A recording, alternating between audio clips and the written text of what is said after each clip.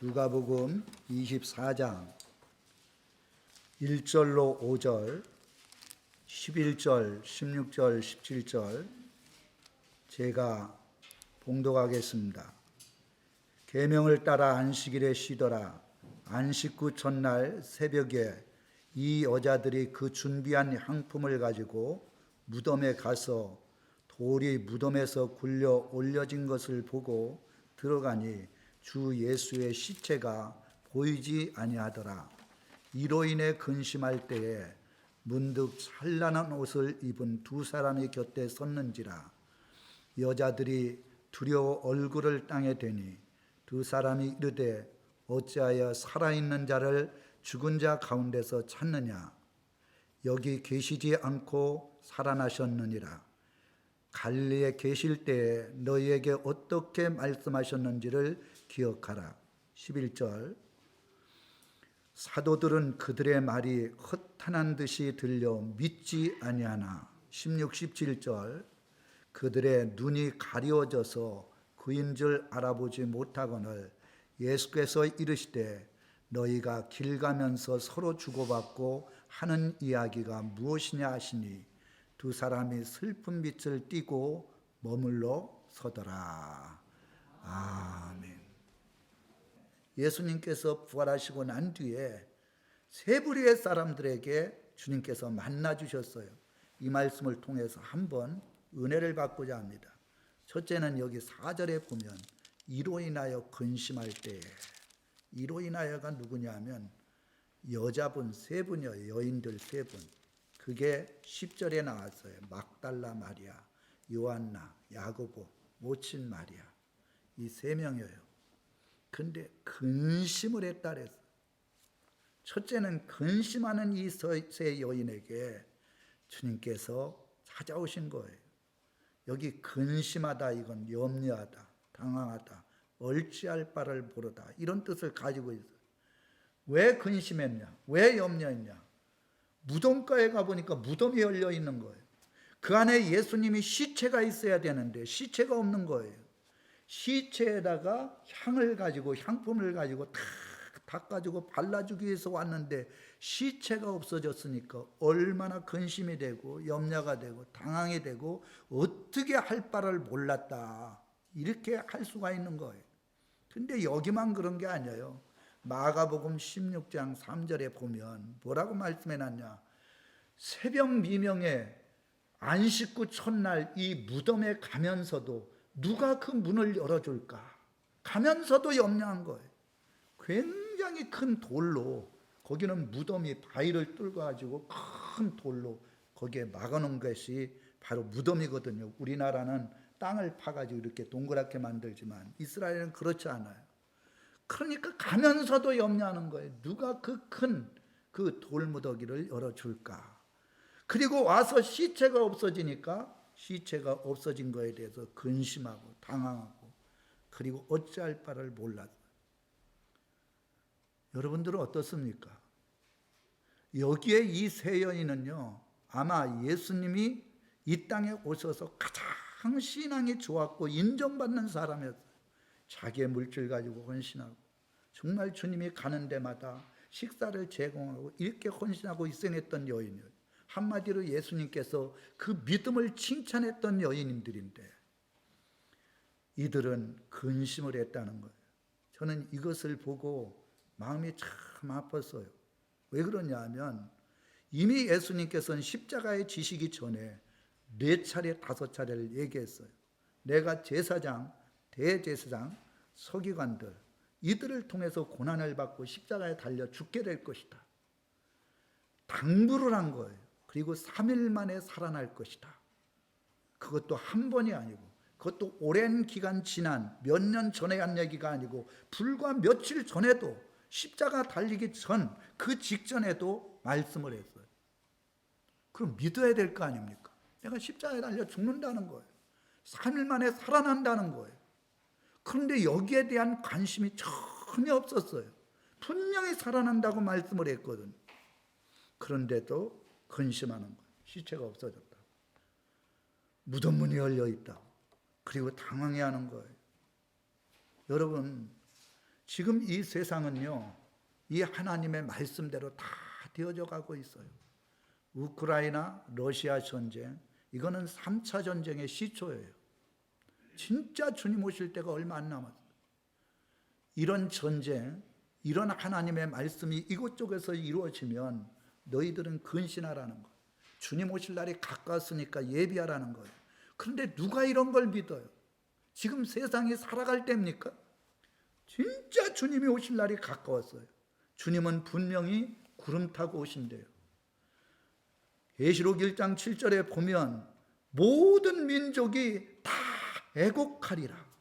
그때 구름을 타고 오시는데 이거를 믿지 아니하고 준비한 사람은 다 애통한데 애곡한데, 우리는 애곡하는 자리에 서면 안 됩니다. 할렐루야. 이 계시록 22장 20절에 보면 아멘 주 예수 오시옵소서, 분명히 구름 타고 오신다는 게 현재형으로 되어 있어요. 오늘 올지 내일 올지 모르지만 구름을 타고 이 세상에 오셔서 주님을 믿지 아니하고 말씀대로 살지 않는 사람은 다 심판하시고, 믿음 안에 사는 사람들은 휴거되고 천년왕국에 들어가는 축복을 누리겠다는 거예요. 헌신하고 희생했던 여인들, 이 사람들의 약점이 뭐냐? 헌신하고 희생하고 열심히 했지만 하나님의 말씀에 대해서 믿지 못한 거예요. 그 말씀에 대해서 온전히 이루어질 줄 믿음 안에 구하면 근심하고 염려 안 하는데, 그 말씀을 믿지 못하니까 지금 교회 성도님들이요, 대부분 이 여인같이 그래요. 교회 열심히 찬양대도 해요. 열심히 직분도 맡아요. 딱 문제가 딱 발생이 되면 그때부터 걱정하고 염려하고 근심하고. 이런 사람들은 가시떨기와 같은 믿음을 가졌기 때문에 열매가 없어요. 염려하고 물질의 유혹이 오면 여지없이 넘어져 버려요. 다 하나님이 축복해 주시고 은혜 주는데 그걸 알지 못하는 거예요. 또 다음번에 여기 한번 두 번째로 보겠습니다. 10절 11절에 보세요. 여기 보면 이 여자들은 막달라 마리아, 요한나, 야고보와 모친 마리아, 또 그들과 함께한 다른 여자들도 이것을 사도들에게 알리니라. 사도들은 그들의 말이 허탄한 듯이 들려 믿지 아니하나. 믿지 않는 사도들. 여기 여인들이 뭐런 말씀을 전했어요? 예수님이 부활했다. 내가 그 음성을 들었다. 내가 그분을 보았다. 이 세 사람이 똑같이 사도들에게 얘기를 해줬어요. 가장 먼저 사도들에게 이 기쁜 소식을 전했어요. 그랬더니 사도들이 그들의 말을 허탄한 듯이 들려 믿지 아니하나. 여기 허탄하다는 것은 무슨 뜻을 가지고 있냐면 쓸데없는 소리, 그리고 헛된 소리, 그리고 믿지 않는 불신앙적인 마음, 그 마음을 가졌다는 거예요. 쓸데없는 소리 하지 말라는 거예요. 어떻게 사람이 죽었다가 살아날 수 있느냐. 제자들에게 일일이 이야기를 했어요. 내가 죽으면 반드시 3일 만에 살아나시라. 그리고 갈릴리에서 너희를 보게 되리라. 4번이나. 그리고 베드로에게는 네가 나를 3번이나 부인할 것이다. 언제? 닭이 울 때. 닭이 울 때도 얘기를 했어요. 가룟 유다는 나를 돈으로 팔아서 나를 갖다 버릴 것이다. 그것까지도 다 해냈어요. 다 맞았어요. 제가 이 성경을 얼마나 많이 받겠어요, 목사인데. 한 말씀이라도 이 말씀은 이루어지지 않는 것이 없어요. 가룟 유다는 은 30에 어떻게 주님 앞에 제자가 주님을 은 30에 팔 수가 있겠어요? 그걸 예언해 놓은 거예요. 또 베드로가 나는 절대 예수님 부인하지 않겠습니다 했는데, 막상 그 대제사장의 그 밑에 있던 여종이 와서 당신도 그 당이라. 예수님이 잡혀가서 핍박당하는 걸 보고 무서워가지고 나는 저 사람 모른다, 알지도 못한다, 내가 저 사람 알았으면 내가 칼로 뭐를 하겠다, 이렇게까지 막 저주하면서 부인을 했거든요.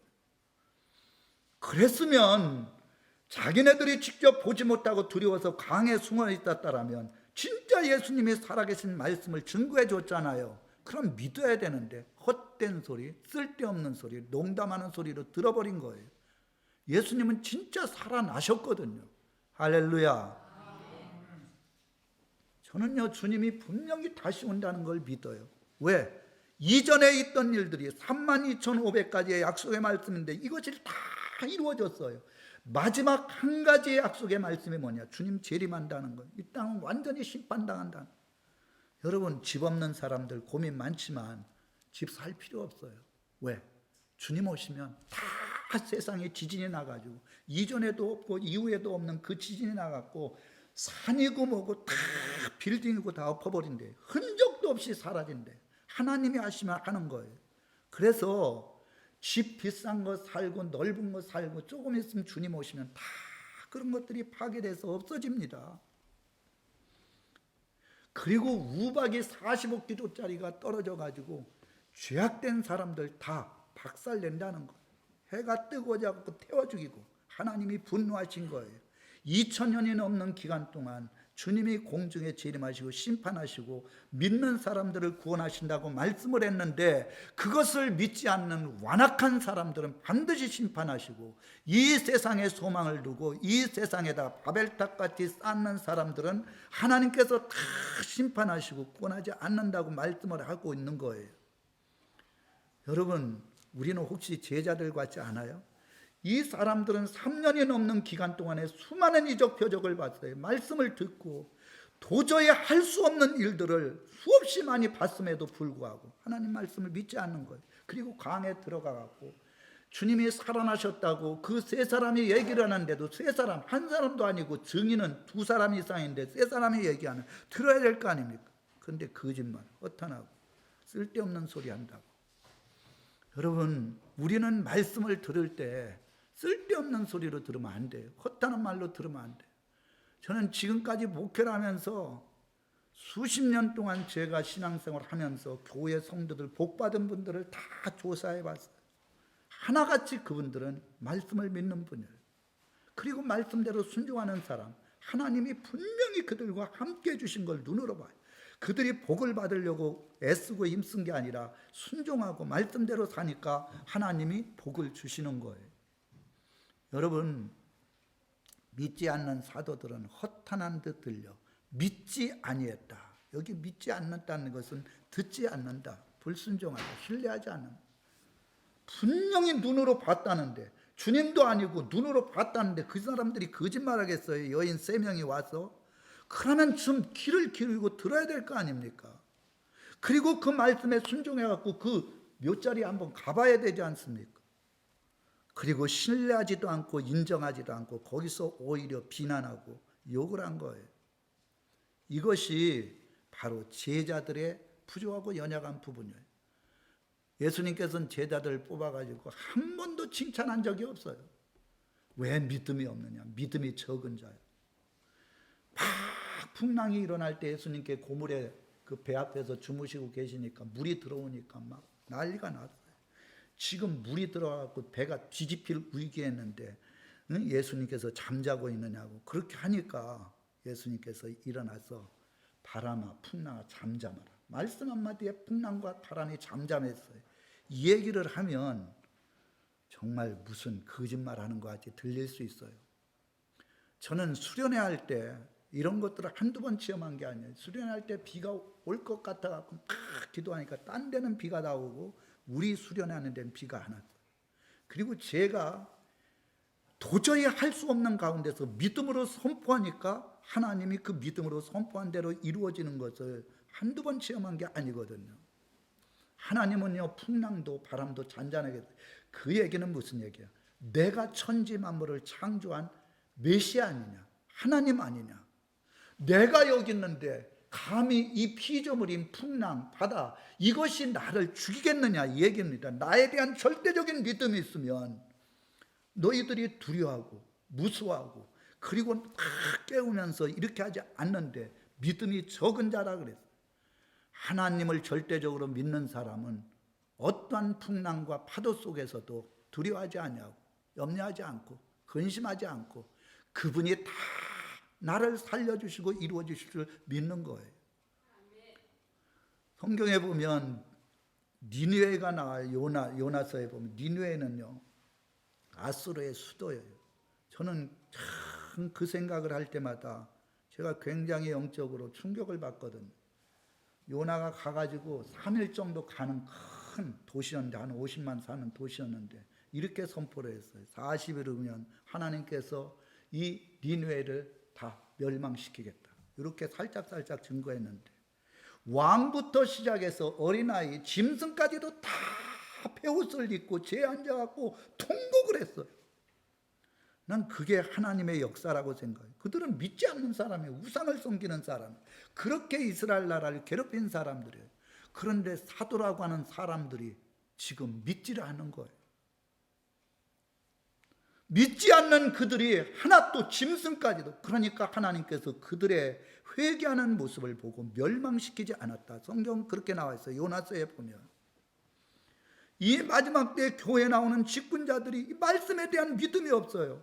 앞으로 이루어질 말씀에 대해서 계시록은 자세하게 기록해 놨는데 그 이루어질 하나님의 비밀의 말씀을 믿고 준비해야 되는데 준비하지 않는다는 거예요. 준비하지 않으면 반드시 노아 때에 물로 심판한 것처럼 이 마지막 때에 불로 심판한다는 거예요. 마지막으로 세 번째 16, 17절 보세요. 그들의 눈이 가리워져서 그인 줄 알아보지 못하거늘 예수께서 이르시되 너희가 길 가면서 서로 주고받는 하는 이야기가 무엇이냐 하시니 두 사람이 슬픈 빛을 띠고 머물러 서더라. 슬퍼했어요. 슬퍼하는 두 제자. 엠마오로 예수님의 제자들입니다. 그런데 예수님이 십자가에 달려 죽은 거 보고선 야 끝났다. 우리 고향에 내려가서 이전에 있던 직업 가지고 그렇게 살아야 되겠다. 이래가지고 슬퍼하며 여기 슬픈 빛을 띠고 머물러 쓴 거예요. 근데 무슨 음성이 들리는 거예요. 그때 예수님께서 눈에 보이지 않지만 불하신 예수님께서 그들에게 말씀을 한 거예요. 내가 분명히 너희들에게 얘기했지 않느냐. 내가 죽으면 3일 만에 살아나고 3일 만에 살아나서 너희들과 함께 갈릴리 바다에서 보자고 하지 않았느냐. 그 얘기를 들었는데 무슨 음성이 들리긴 들렸는데 보이질 않는 거예요. 그때서 주님께서 그렇게 말씀을 했구나. 마음이 뜨거워지고 그리고 주님의 살아계신 역사를 믿고 다시 엠마오로 내려가던 그 제자가 예루살렘에 올라가는 그런 역사가 나타난 거예요. 슬피 우는 두 제자는 12제자가 아니고 500문도 중에 한 사람인 것 같아요. 믿지 않는 사도들은 11명의 사도들이에요. 그리고 여기에 세 여인은 예수님을 진짜 헌신하고 희생하며 사랑했던 믿음의 사람들이에요. 제가 이 말씀을 볼 때 한 사람도 예수님이 살아날 것이라는 걸 믿는 사람이 없었다는 거예요. 한 사람도 없었어요. 12제자도 없었고 500문도도 없었고 그리고 여인들도 없었어요. 한 사람도. 분명히 주님께서 4번이나 반복해서 말씀했는데 이 마지막 때에도 마찬가지예요. 진짜 주님 재림하고 주님이 땅에 오셔서 심판한다는 걸 믿는 사람이 누가 있어요? 이제 제가 말씀을 마칩니다. 예수님 부활했습니다. 믿습니까? 우리들도 예수님을 믿으면 예수님처럼 부활합니다. 예수님 다시 오십니다. 반드시 믿음 안에 산 사람들은 구원받고 믿음 안에 살지 못한 사람은 심판받고 이 바벨 같은 세상, 음료와 같은 교회 다 하나님이 심판하신다는 거예요. 부활절을 맞이해서 부활의 소망을 갖고 이 세상에 소망 두지 말고 하나님 말씀 안에서 믿음을 가지고 소망을 두면 반드시 여러분들의 삶 속에 큰 역사가 이루어질 줄 믿습니다.